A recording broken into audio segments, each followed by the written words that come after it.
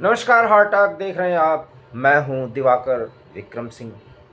Heart talk Bharat में हम वो मुद्दे उठाते हैं जिस पर लोगों की नज़र जाती तो है, लेकिन वो कितनी प्रभावी होती है उसके बारे में चर्चा नहीं होती। देश में चुनाव चल रहा है और प्रधानमंत्री 4 जून 400 पार के नारे के साथ पूरे भारत में इस समय सघन दौरा कर रहे हैं, विशेष करके दक्षिण भारत में। और 400 पार का नारा सफल होगा कैसे, इसके लिए दक्षिण में जहां कील कांटे बहुत ज़्यादा कमज़ोर हैं, विशेष करके तमिलनाडु, केरल, आंध्रा और तेलंगाना में, वहां पर वो सघन दौरे पर एक ऐसे ऐसे तुरुप के इक्के के साथ और नौजवानों के साथ जुड़ रहे हैं, उन नेताओं को आगे कर रहे हैं जो भावी राजनीति में दक्षिण भारत में विशेषकर भारतीय जनता पार्टी की राजनीति को आगे बढ़ाएंगे। ये तो है चुनाव की स्थिति।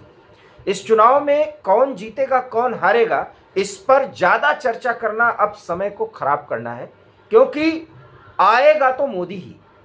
आपको लग सकता होगा कि ये मोदी परस्ती है या भारतीय जनता पार्टी की परस्ती है। सच तो यह है कि परस्ती नहीं, सच है। सच को स्वीकार कर उसके आगे की बात करनी चाहिए, और आगे की बात के तहत ही हम ये कह रहे हैं कि अमेरिका ने भी मान लिया कि आएगा तो मोदी ही। आपने डीप स्टेट के बारे में खूब चर्चा सुनी कि किस तरीके से अमेरिकन डीप स्टेट जो है वो प्रभावी है, और चुनाव के तारीखों के ऐलान के पहले से अब तक कुछ ऐसी स्थिति, एक ऐसी नैरेटिव गढ़ने की कोशिश की गई जिसमें यह देखने की कोशिश की गई कि क्या मोदी को हराया जा सकता है।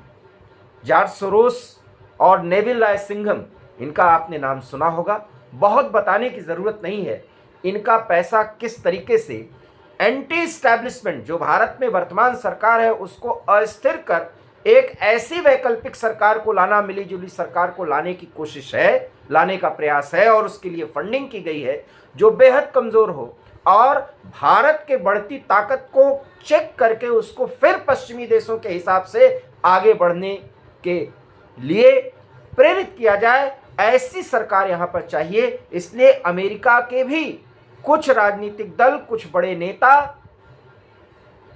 और कुछ गुट ऐसा प्रयास करते रहे। लेकिन इसी डीप स्टेट में एक तथ्य यह भी है कि भारत के वर्तमान एस्टैब्लिशमेंट के साथ भी कुछ लोग आगे बढ़ रहे हैं।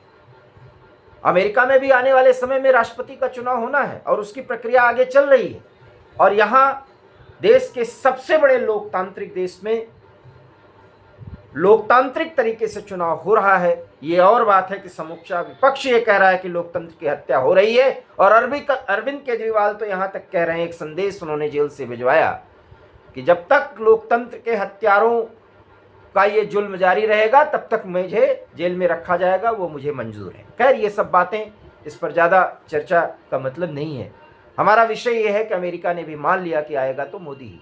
आपको याद होगा कि अमेरिका की एक प्रतिष्ठित पत्रिका न्यूज़वीक ने प्रधानमंत्री का एक साक्षात्कार किया और उसमें वो तमाम मुद्दे उठाए, मसलन चीन का मुद्दा, भारत की आर्थिक ताकत में जो अभी भी गरीब और मध्यम वर्ग है उसको कैसे आगे ले जाना है, पिछले 10 सालों में मोदी ने क्या कुछ किया जिसका फ़ायदा हर एक जाति, हर एक धर्म का बिना भी किसी विभेद के, उस पर भी कड़े सवाल किए गए। राम मंदिर का मुद्दा उठाया गया, पाकिस्तान के संदर्भों में भी बातचीत की गई, देश के आर्थिक हालात में पश्चिम के देशों के साथ, अमेरिका के साथ संबंधों पर भी बातचीत की गई। भारत 2047 तक विश्व गुरु कैसे बन सकता है, वो ताकत कैसे बन सकता है, इस पर भी बात की गई। देश की जो टेक्नोलॉजी के क्षेत्र में क्रांति करने की सोची है प्रधानमंत्री नरेंद्र मोदी ने अपने विजन के तहत, उस पर भी बात की गई, और साथ ही साथ भारत की सैन्य ताकत पर भी चर्चा की गई, और जियोपॉलिटिक्स अर्थात भू राजनीतिक स्थिति में भविष्य में भारत क्या कुछ कर सकता है और उसने उसके लिए 10 सालों में क्या प्रयास किया, न्यूज़वीक की तरफ से, उनके पत्रकारों की तरफ से ये भी सवाल किए गए, और प्रधानमंत्री ने सबका उत्तर दिया, जिसमें चीन के संदर्भ में जो बात उन्होंने कही कि चीन के साथ हम संबंध अच्छा रखना चाहते हैं, हमारा व्यापारिक सहयोगी है, लेकिन सीमा विवाद पर चीन को सोचना ही होगा क्योंकि ये सबसे बड़ी बाधा है। याद करिए, यही कुछ ऐसी स्थिति पाकिस्तान के साथ जब हमारे संवाद खत्म किए गए थे, तब भी नरेंद्र मोदी की तरफ से एक प्रधानमंत्री के तौर पर कहा गया था। और जब उरी और इस तरह की घटनाएं, माफ करिएगा, कश्मीर में हुई और उरी और बालाकोट की घटनाएं हुई और उसके बाद से संबंध इतने खराब हो गए कि पाकिस्तान चाह रहा है कि किसी तरह से तिजारत शुरू हो, लेकिन वो बातें नहीं शुरू हो पा रही। पाकिस्तान की ये स्थिति हो गई है कि राजनाथ सिंह जो देश के रक्षा मंत्री हैं, माफ करिएगा रक्षा मंत्री हैं, वो चुनावी रैलियों में ये कह रहे हैं कि पाकिस्तान अगर चाहे तो हमसे मदद दे सकता है, हम उसके आतंकवादियों को या वहां पर जो आतंकवाद ग्रस्त क्षेत्र बनाया जा रहा है उसके सफाई का काम हम कर सकते हैं। और एक बहुत बड़े बात है, ये कोई चुनावी सोसा या जुमला नहीं है, इसमें दम है। क्योंकि आप देख ही रहे हैं कि पाकिस्तान में अननोन गनमैन किस तरीके से भारत विरोधियों को खत्म कर रहे हैं, जिसके बारे में गार्जियन जैसे अखबार को लेख लिखना पड़ रहा है, उसको जानकारी देनी पड़ रही है। अमेरिका और कनाडा को भी कहना पड़ रहा है कि भैया आप हमारे घर में घुस करके भारत विरोधियों को मार रहे हैं, ये गलत बात है। पन्नू के केस में अमेरिका ने विरोध तक दर्ज कराया। यही नहीं, अरविंद केजरीवाल की गिरफ्तारी हुई तो अमेरिका के विदेश विभाग ने 2 बार बातचीत की, उस पर बयान दिया। तो मतलब ये कि अमेरिका के साथ संबंध खराब हो गए? जी नहीं, अमेरिका एक ऐसा देश है जिसके साथ मित्रता करने के लिए उसको बराबरी के हिसाब से हमेशा व्यवहार करना पड़ता है, क्योंकि वहां पर वैसे भी विदेश नीति में भावनाएं नहीं होती लेकिन सिद्धांत तो होता है। लेकिन अमेरिका के साथ जो भावना और सिद्धांतों की बात होगी उसमें बराबर ये एहसास कराना पड़ेगा कि अगर मेरी ज़रूरत आपको है तो आपको मेरी मुझसे ज़्यादा ज़रूरत है। और भारत ने समय समय पर एहसास कराया है और अमेरिका को यह एहसास है कि क्योंकि साउथ चाइना सी को लेकर के जिस तरीके से चीन सरगर्म है, अमेरिका की आने वाले समय में मुश्किलें बढ़ेंगी और बिना भारत के वो चीन को चेक एंड बैलेंस के तहत उस स्थान पर रोक ही नहीं सकता जहां चीन अपनी हद में रहे। और इसलिए चाहे वर्तमान में जो भी बयान अमेरिका के विदेश मंत्रालय की तरफ से जो अभी घटनाएं कुछ हुई आए हों, पन्नू को लेकर के जितना विरोध दर्ज कराया हो, लेकिन अमेरिका की मजबूरी है कि वो भारत के साथ संबंध को बेहतर बनाएगा ही, क्योंकि अगर इससे वो हटा तो एशिया में भू राजनीतिक तौर पर उसकी स्थिति बहुत कमजोर हो जाएगी। क्योंकि अब ईरान भी इजराइल पर बड़े हमले की धमकी दे रहा है। हालांकि एक बात मैं स्पष्ट करना चाहता हूं कि ईरान अभी फिलहाल हमले की हिमाकत इजराइल पर नहीं करेगा, क्योंकि मूवमेंट पर इस समय इजराइल की सेना है। वो गजा पट्टी के बाद अब रफा शहर को बर्बाद करने की तैयारी कर रही है। वहाँ पर जो हमास के लोग हैं उनको मारने की कोशिश कर रही है।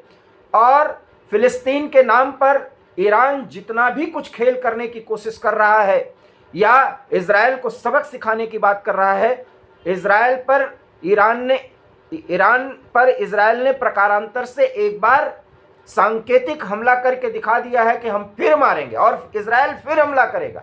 एक मूविंग या जिसको कहते हैं मोबिलाइज्ड आर्मी को, जिसमें उसकी तीनों आर्मी इस समय लड़ाई की स्थिति में है, ईरान एक प्रक्षेपास्त्र छोड़ करके बड़ी आफत मोल लेना नहीं चाहता। और अमेरिका एक तरफ बार बार कह रहा है कि इजराइल पर किसी समय ईरान हमला कर सकता है। वास्तव में ये वस्तुस्थिति को बता करके ईरान को कंट्रोल में रहने की इनडायरेक्ट ये उसकी कवायद है, क्योंकि ईरान को भी पता है कि अगर इजराइल पर उसने हमला किया तो अमेरिका और कुछ पश्चिमी देश सीधे सीधे वर्तमान समय में इजराइल से नाराज होने के बावजूद भी, हालांकि नाराजगी का कोई मायने नहीं और इजराइल की वर्तमान सरकार उन नाराजगियों को बिल्कुल कद्र या उसकी परवाह नहीं करती, वो कार्रवाई करेगी क्योंकि उसके वजूद का सवाल है। ऐसे में अमेरिका की जो स्थिति है वो इजराइल के को लेकर के बहुत कमज़ोर हो जाती है अगर वो भारत को भी नाराज कर लेता है तो। और अमेरिका जैसे देश में एक लॉबी पूरी तरह से काम करती है कि सरकार आने वाली किसकी है। इसलिए जब वहाँ पर पूरी जानकारी ये हो गई कि किसी भी स्थिति में मोदी सरकार की वर्तमान स्थिति 2024 4 जून के बाद भी बहाल रहनी है, बरकरार रहनी है। और इसीलिए न्यूज़वीक पत्रिका में बाकायदा एक बड़े सवालों के साथ मोदी का इंटरव्यू किया गया है और उसमें तफसील से हर एक सवाल का प्रधानमंत्री नरेंद्र मोदी ने जवाब दिया है। मतलब और मायने समझिए, उन्होंने चीन पर क्या कहा, उन्होंने राम मंदिर पर क्या कहा, उन्होंने अल्पसंख्यकों के साथ होने वाले कथित दुर्व्यवहार या उनकी उपेक्षा जिसका आरोप इसी देश के कुछ नेता जाकर के विदेश में लगाते हैं, उस पर भी प्रधानमंत्री ने जो सवाल दिया वो प्रधानमंत्री के जवाब ही बताते हैं कि अमेरिका भी जो सुनना चाहता है भारत से वो प्रधानमंत्री ने उस इंटरव्यू में सुना दिया है। आप इसके मायने और मतलब समझिए। अमेरिका के टाइम्स मैगजीन हो या न्यूज़वीक जैसे कुछ प्रतिष्ठित समाचार पत्र हों या पत्रिका हो, उनमें अगर कोई बात आती है, कवर पृष्ठ पर अगर कोई छपता है तो उसके बड़े मायने होते हैं और किसी भावी का संकेत करते हैं। और भावी सच यही है कि सरकार नरेंद्र मोदी की बनने जा रही है और उस सरकार के मुखिया के तौर पर 10 साल में उन्होंने जिस जिस क्षेत्र में काम किया है उसके बारे में न्यूज़वीक में चर्चा हुई है। और ये चर्चा अमेरिका सहित दुनिया के तमाम देशों, यहाँ तक कि यूरोप में भी उसकी चर्चा हो रही है। मसलन गार्जियन में, ब्रिटिश अखबार में जैसे छपा कि भारत ने पाकिस्तान में घुस करके 20 भारत विरोधी आतंकियों को मारा और पाकिस्तान ने तो मान भी लिया है कि 2 से 3 आतंकी तो भारत ने मारे हैं, भारत की खुफिया एजेंसी रा ने मारे हैं। तो हमने ये बात कही कि ये तो भारत के लिए खुशी की बात है, गर्व की बात है। हालांकि भारत ऑफिशियली विदेश मंत्रालय के स्तर पर इसको नकारा है कि भारत ऐसा काम नहीं करता है, लेकिन राजनाथ सिंह के बात को समझिए जो उन्होंने कहा है कि अगर पाकिस्तान चाहे तो हमसे मदद ले सकता है, हम उसके देश में फैल रहे आतंकवाद को जड़ से खत्म करने में पूरा सहयोग देंगे और पूरी कार्रवाई में साथ देंगे। क्या पाकिस्तान इसका कोई जवाब दे पाएगा? निश्चित रूप से जवाब आएगा और उसी जवाब के बाद भारत फिर स्पष्ट करेगा हम तो अपने विरोधियों को घर में घुस कर मारेंगे। तो मोदी 3.0 के कार्यकाल का एक बड़ा नैरेटिव बन चुका है और यही न्यूज़वीक पत्रिका में चीन के साथ संबंध सुधारने की बात प्रधानमंत्री अगर कह रहे हैं तो दूसरी तरफ विदेश मंत्री उसी के इर्द गिर्द एक बयान देते हैं कि चीन के साथ हमारे संबंध बेहतर तो होने चाहिए, लेकिन स्थिति अगर खराब हुई तो पाकिस्तान के प्रति जो हमारी नीति है वर्तमान समय में, क्योंकि हम बहुत ज़्यादा सह नहीं सकते, हमें अपने दूसरे पड़ोसी के प्रति भी वही नीति अपनानी पड़ सकती है और इसके लिए हम स्वतंत्र हैं। मतलब चीन में भी अगर भारत विरोधी गतिविधियां हैं तो चीन के साथ भिड़ने में भी भारत अब नहीं हिचकिचाएगा। मतलब और मायने स्पष्ट हैं, समझ लीजिए। 4 जून 2024 के बाद नैरेटिव्स बने चाहे जितने, लेकिन विदेश नीति का जहां तक संदर्भ है उसमें न्यूज़वीक के साथ प्रधानमंत्री ने जिस तरीके से हर मुद्दे पर दो टूक बात कही है उसके मायने और मतलब स्पष्ट हैं कि अमेरिका और उसके सहयोगी पश्चिमी देश अब ये मान चुके हैं कि आएंगे तो मोदी ही, और मोदी किसी भी कीमत पर भारत विरोधी शक्तियों के साथ सख्ती से निपटेंगे। और अगर सख्ती से निपटेंगे तो कुछ देशों को यदि नाराजगी होगी तो उन्हें अपने ईगो को छोड़ करके भारत के साथ बराबरी का संबंध कायम करने के लिए भारत के हितों को देखना ही होगा।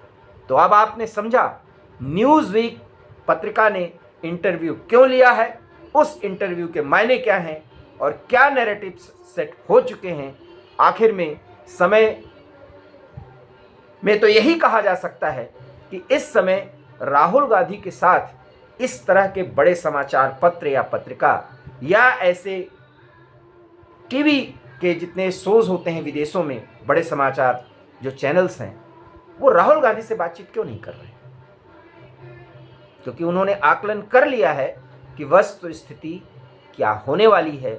इसलिए पश्चिम के देश और विशेष करके अमेरिका जैसे देश भू राजनीतिक तौर पर अपने आप को दूसरे देश के साथ जोड़ने के लिए भावी अर्थात जो भविष्य में घटनाएं घटने वाली हैं, जो एस्टैब्लिशमेंट उस देश पर शासन करने वाला है, उसके प्रति अपनी पूरी रणनीति बना लेते हैं और उसमें उनकी मीडिया भी साथ देती है। न्यूज़वीक के साथ प्रधानमंत्री नरेंद्र मोदी की वार्ता या उनका इंटरव्यू, साक्षात्कार चुनाव के बिल्कुल गहमा गहमी के बीच में लिया गया, इसके बड़े यही मायने हैं जिसका आने वाले समय में भारत और अमेरिका के संबंधों पर असर जरूर दिखेगा। फिलहाल हार्ट टॉक भारत में इतना ही। समय समय पर हम आपसे बातचीत करते रहेंगे। अगर आपको हमारा ये वीडियो पसंद आया हो तो प्लीज़ इसे लाइक करिए, इसे शेयर करिए। हमारे चैनल हार्ट टॉक भारत को प्लीज़ सब्सक्राइब करिए। बहुत बहुत धन्यवाद। नमस्कार।